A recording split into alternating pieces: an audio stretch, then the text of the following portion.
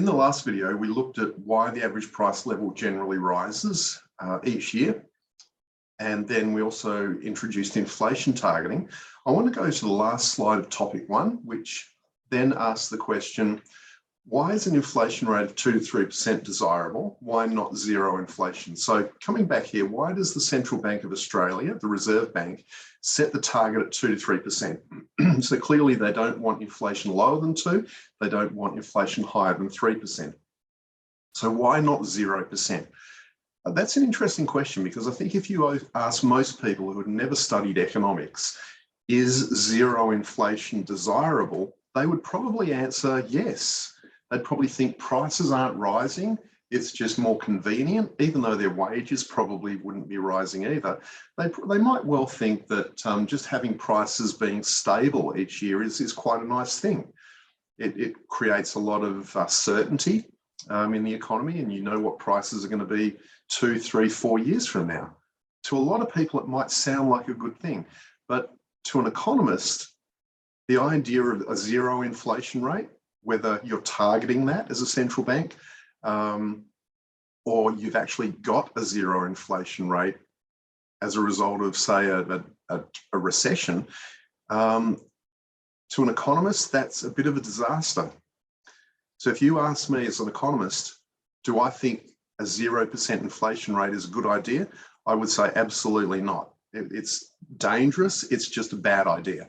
We want a small positive level of inflation, and that's why we target 2 to 3%. And I'm going to explain why a zero inflation rate is not desirable, or in other words, why a 2 to 3% inflation rate is desirable, using these 3 situations here, or these 3 reasons. Now, of course, with the 2 to 3% inflation rate, we definitely don't want deflation. That is negative inflation. So an inflation rate of -2% is called deflation. We don't want that. That's an absolute disaster. We don't want zero inflation or a 0% inflation rate. That's just very, very dangerous. We want around about 2 to 3%. There's good reasons for that. If we had an inflation rate of 4%, probably wouldn't cause too many problems. An inflation rate of 5%, probably not too many problems. But once we get to 6%, 7%, 8%, that's when inflation starts to get quite high. And there have been examples in recent times. Venezuela is a really good example. Sri Lanka is a really good example, where inflation rates in particular countries have been 50% a year, 100% a year. And there's even been cases of hyperinflation. Back in the 1920s, Germany went through a situation where they were experiencing annual inflation rates in the thousands of percent, not per year, per month. So just absolutely crazy inflation rates. And in Germany in the late 1920s, Germany in the mid-1920s, when they were experiencing that massive inflation, prices were increasing so rapidly that prices were increasing multiple times each day. So there were stories coming out of Germany, in books that I've read, stories about how people would go into a restaurant and they would have one set of prices on a menu board, and they would negotiate and buy that meal. But by the time they'd left their lunch or their dinner, say 2 hours later, the prices have been changed. They were higher. And that's how rapid inflation was back then. Now, that is an extreme case, but we certainly, it highlights the dangers of inflation. So getting back to this, why do we want 2 to 3% inflation? First of all, it reduces the risk of deflation. So if we target an inflation rate of 2 to 3% in Australia, and the central bank does everything it can to keep the actual inflation within that range, it creates a buffer against deflation. Now, I've already mentioned deflation is a disaster, and I'll convince you of that in the next topic when we talk about deflation. But just for now, trust me on that one. The idea is this. Let's just imagine we could maintain an inflation rate right in the middle of that target, say 2.5%. And let's just imagine that the economy then experienced a big reduction in spending. So the aggregate demand curve shifted to the left. and it shifted to the left quite substantially.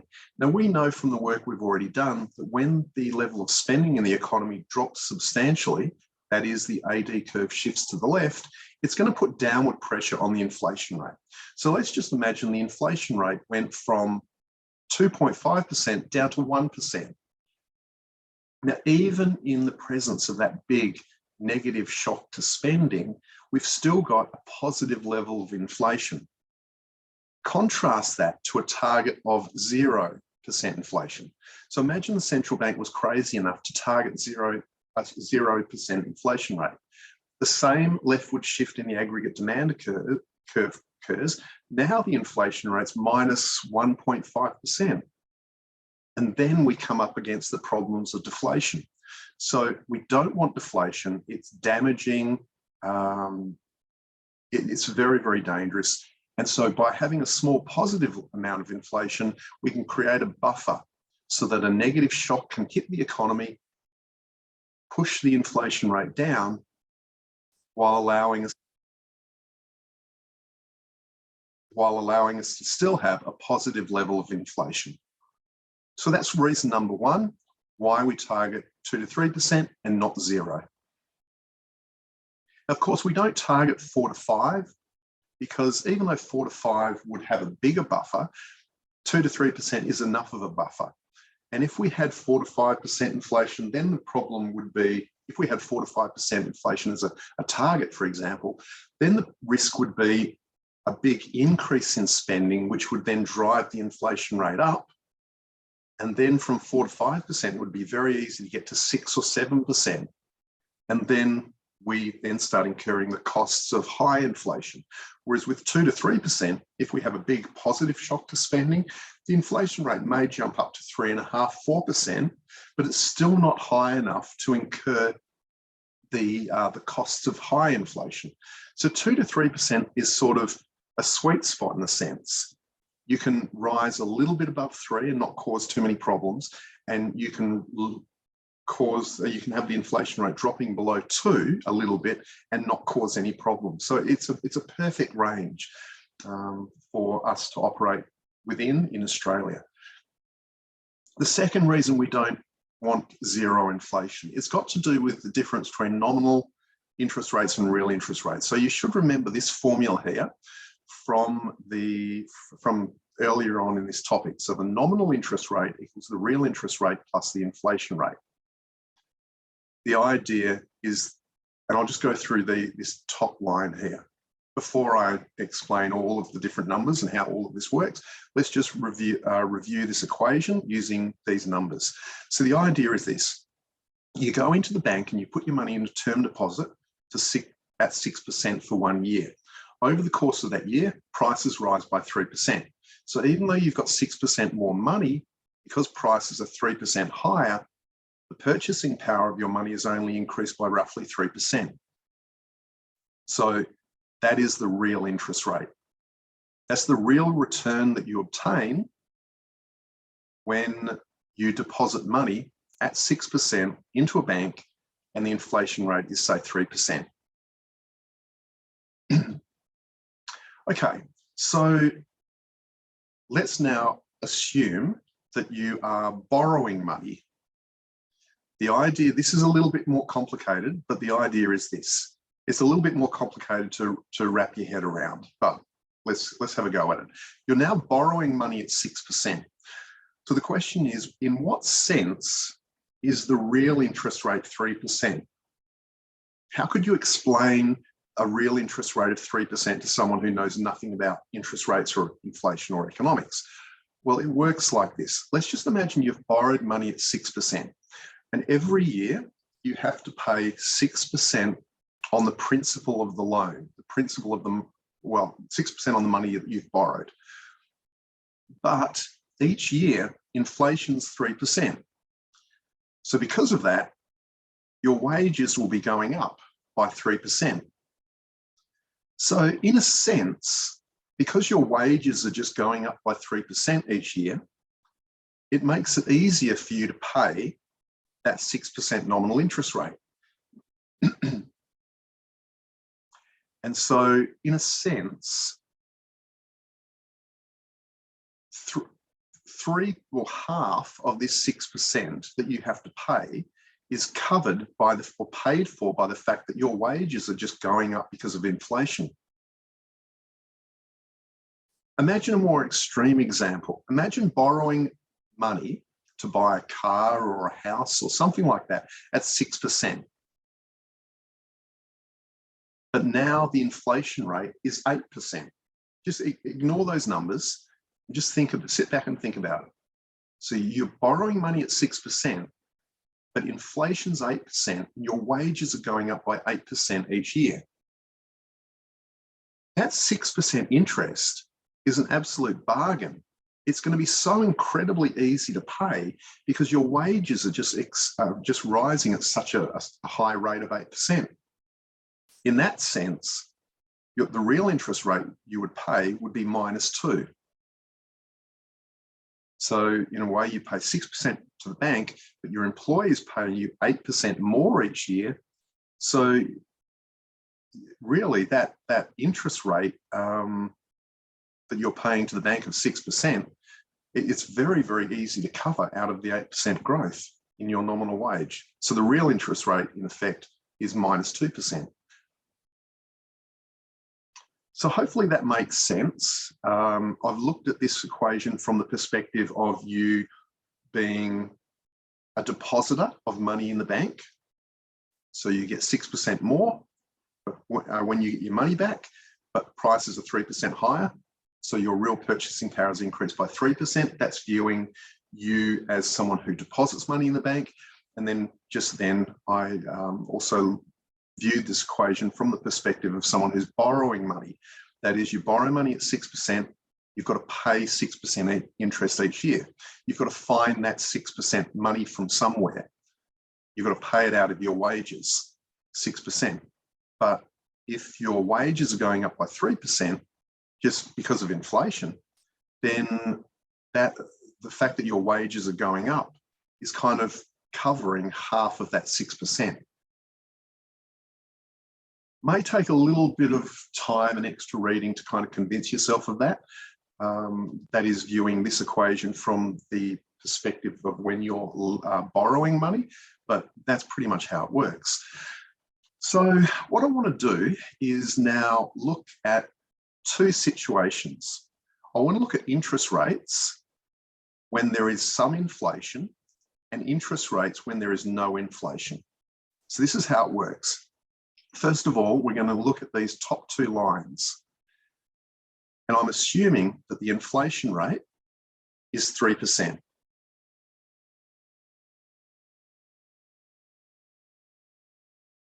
And these are the numbers that we would be looking at prior to a recession. So we're at some point in time, the inflation rate's 3%, and we're not in a recession. And so let's assume that the bank is then lending you money to buy a house, a car, whatever, at 6%. The inflation rate's 3%, so the real rate that you're paying of interest is 3%. The key thing is the inflation rate's high. Now we go into recession. All of a sudden, doesn't matter why, we just go into recession. So what happens? Well, let's assume that the recession was caused by a big leftward shift in the aggregate demand curve. When there's less spending in the economy, we know the inflation rate is going to fall. And we assume that the inflation rate falls from 3% down to 2%, a 1% drop. We also assume that the central bank lowers interest rates on loans. Now, later on in the course, we'll find out exactly how that works. But the central bank, the Reserve Bank of Australia, now lowers interest rates to try to encourage spending and shift the aggregate demand curve back to the right where it was originally. Now, let's assume that they lower interest rates, nominal interest rates, as low as they can go, 2%.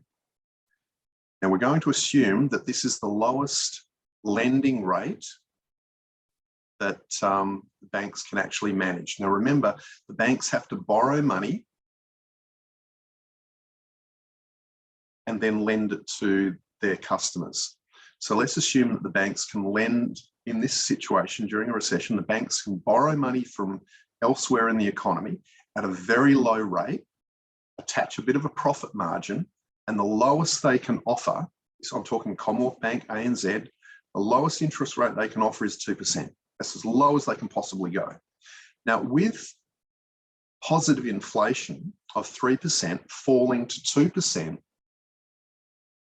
this means that we can actually get the real interest rate down to 0. And I'm going to assume that that 0 inflation rate is quite low. We're going to be comparing it with a 3% rate later. So this 0% inflation rate is quite low. So that's one of the benefits of having a high inflation rate here. You can then, if you go into recession, lower the nominal interest rate from 6 to 3%. And then when inflation drops, you're still able to deliver to the economy a very low interest rate of 0. Now, this will make more sense when we contrast it to a very similar example, but where we start off with no inflation. So now let's go down to these two lines. Here, we're going to start off with a 0 inflation rate prior to the recession. It's the same economy, but now things are different in that the central bank is now targeting a 0 inflation rate. And we're going to see the cost of targeting a 0 inflation rate. That is why it's not desirable. So there's no recession, same economy in a different world, a different time, okay? And now the central bank is targeting 0% inflation, which is bad, which is obviously bad news. We don't want them to do that, but they've made this crazy decision to do that. Let's see the consequences. Okay. The real interest rate, I'm assuming that that is the same as before, 3%, 3%. So in this slightly different world, this different time, borrowers of money are still paying the same 3% interest rate, but with a 0% inflation rate, the nominal interest rate is now 3%.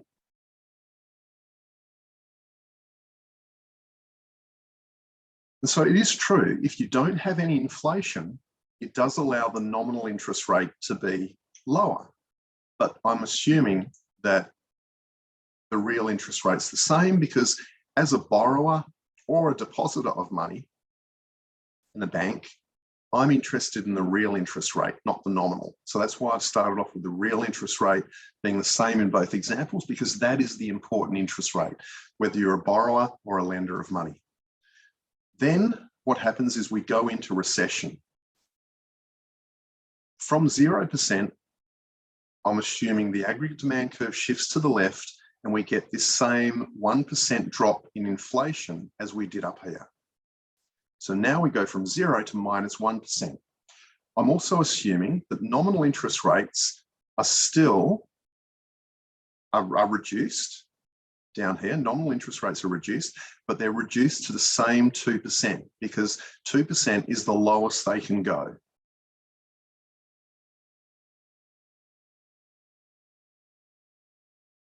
Why is it the lowest they can go? Let's just assume that the banks during a recession can borrow money at 0.5%. That doesn't change. That's a 0.5% nominal interest rate. That doesn't change depending upon the inflation rate. So they can borrow at a low of 0.5%. They add on a 1.5% profit margin. During both of these recessions, 2% is the lowest that they can offer. Okay. If that doesn't make if that's not 100% clear, it's not a huge concern at this stage. It's just that in recent years in Australia, we have had a few downturns where the central bank has had to lower interest rates, and 2% was about as low as they ever got. So I'm assuming that 2% is about as low as Australian banks can offer. Now, coming back down here, with no inflation, however, now that the inflation rates drop to -1%, that is deflation, which in itself is a problem, with a nominal interest rate of 2%, it implies a real interest rate of 3%. So this 3% interest rate, that's just the number that makes this equation hold. And so with some inflation during a recession, you can actually lower the real interest rate to 0, but with no inflation, you can't lower it any lower than positive 3%. So this is a big problem if you enter a recession with no inflation, because the inflation target is, say, 1%. You can lower the nominal rate down to 2%, but with the drop in the inflation rate, the best you can do in terms of lowering the real interest rate is 3%. Up here, we could actually lower the real interest rate much further to 0%. And during a recession, so we've got 2 recessions here, we've just started with different inflation rates. With this top recession, starting with some inflation and delivering borrowers a 0% real interest rate, you're going to have much better chance of borrowers borrowing money and spending that and shifting the aggregate demand curve to the right and trying to work the economy out of the recession. A much better chance if you can offer a 0% real interest rate than if the interest rate was much higher at 3%.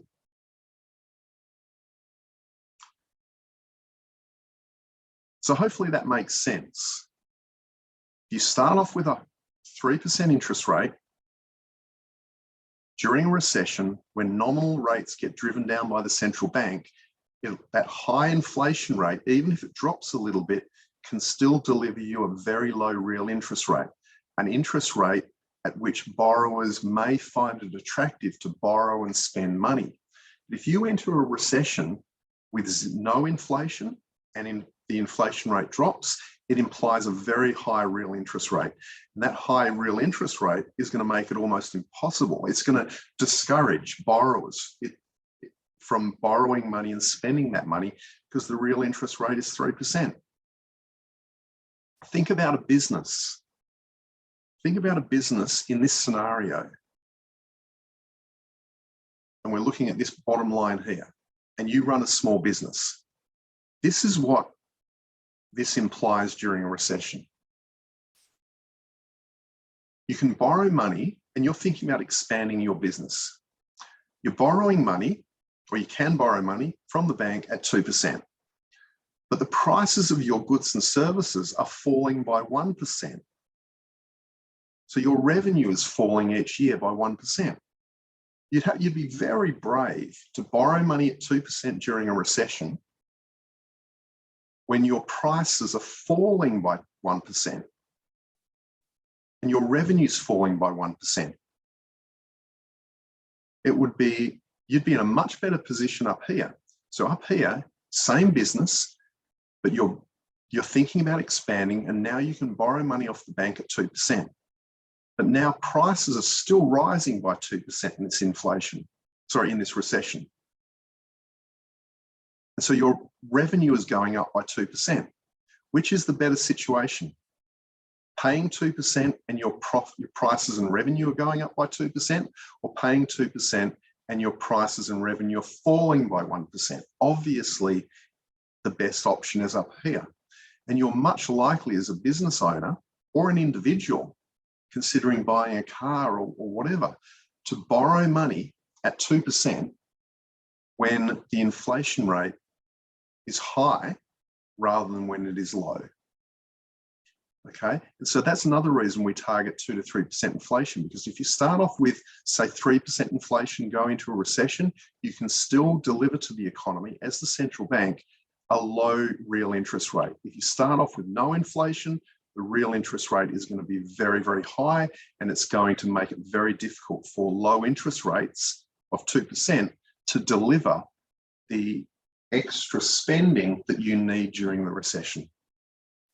And then the final reason we don't want 2 to 3%, the final reason why we don't want zero inflation, it's got to do with relative prices changing. Let's just imagine you're now a farmer and you're growing apples and oranges. But over the course of a year, the price of apples goes up by 10%, the prices of oranges only go up by 1%. What is likely to cause that relative that difference in price changes? Well, the prices of apples could be rising because either there's strong demand or there's some restriction, some limited supply somewhere. It doesn't really matter to you why apple prices are rising. If you're growing both, you're going to have a temptation to dig up those orange trees and plant apple trees. Now, I know that takes time. It's going to take, how many years does it take for an apple tree or orange tree to fully mature? Probably 5 to 10 years, I'm not sure. So just imagine you could just quickly pull out your orange trees and put in apple trees. Okay, and maybe a better example is you've got a factory and you're making either Coca-Cola or sort of lemonade, and you could switch between the two very, very easily. Think of it that way. Anyway, we'll stick with this example, apples and oranges. So you'd be very tempted to start growing more apples and start digging up your orange trees because of the relative price changes. Now, those relative price changes, the fact that apples are going up faster than oranges, it's telling the market something very useful. It's telling the market that more apples need to be produced and fewer oranges need to be produced.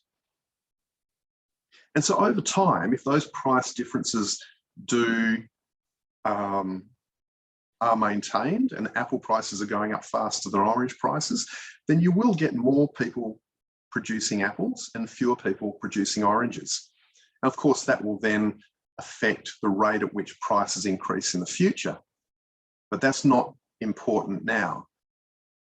We need to focus on the signal that this differential in price rises between these two types of fruit, what that differential sends in terms of signal to producers. So we've got a situation where apple prices are going through the roof, orange prices, they're increasing, but not by much. That is an important, allowing prices to freely move like that provides a very important signal in the economy. And I've already mentioned it. It's saying to people, we need more apples, fewer oranges. Now, what central banks have found, and what they believe, and I've read this, numerous central banks actually talking about this, is if there is some inflation in the economy, then it is very easy for prices to rise very freely. Because if prices are rising each year, it's almost accepted that prices will rise. So it's very easy for apple producers to push their prices up by 10%, which then signals to the rest of the market that more apples are required. And if you have some inflation, price rises are acceptable, and it allows big increases in prices like this. Because why? Because prices are always rising and there's sort of no shame about putting up your prices by 10% to signal either strong demand for apples or a shortage of supply in an environment where prices are always rising. There's no problem with that. But and so central banks believe if they maintain a small amount of inflation, this process where relative prices can change and signal to the rest of the economy that more apples are required and fewer oranges are required, central banks believe that this process of relative price changes will happen quicker and more easily if you have some inflation. To understand that, contrast it to an environment where there is now zero inflation. And year after year, prices just don't rise. Prices just don't rise. It's not acceptable to push prices up. And then we get strong demand for apples and weak demand for oranges. Now, in such a situation where inflation rate zero and prices are kind of just not rising, it's not acceptable to push prices up rapidly, it's going to be more difficult for producers to push their prices up by 10% and signal that there is a big shortage of apples or very strong demand for apples. Central banks aren't saying that this won't occur. They're not saying that prices of apples will stay at zero and prices of oranges will stay at zero in a zero inflation rate environment. They're not saying that. But they are saying that apple prices will rise, even if inflation's zero, but they might not quite rise enough, or they may not quite rise quickly enough to signal to the market that something needs to be done about either the shortage of or the shortage of apples. And so what they're saying is that when we have 0% inflation, yes, relative prices will change. So apple prices will surge much higher than orange prices, but the whole process will be a little bit slower and a little less efficient. And so the whole process of these relative prices changing, signaling that more apples are required, just won't be as efficient as if we had some inflation. Okay, so that's the third reason why we don't want zero inflation. If we have some inflation, it just allows relative prices to move freely because it's just acceptable for prices to rise. And it just allows relative prices to signal more efficiently and faster changes in the underlying demand and supply conditions for apples and oranges. Okay, so in terms of inflation, we've covered why the inflation rate is positive each year, why prices generally increase, inflation targeting, and then I have focused here in this video on why a 2 to 3% inflation rate is desirable, why we don't want zero inflation. So hopefully all of those three make sense. If you want more information about why central banks target a 2 to 3% inflation rate and not zero or not an 8% inflation rate, then I